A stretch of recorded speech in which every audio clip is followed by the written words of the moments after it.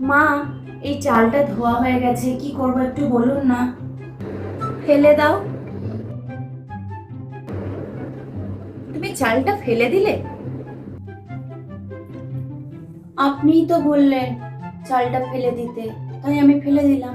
মা, আমি আলমারি, ড্রেসিং টেবিল, শোকেসে যত ধুলো ছিল সব মুছে পরিষ্কার করে দিয়েছি। এই কাপড়টা কোথায় রাখবো একটু বলে দিন না। আলমারিতে গুছিয়ে রাখো।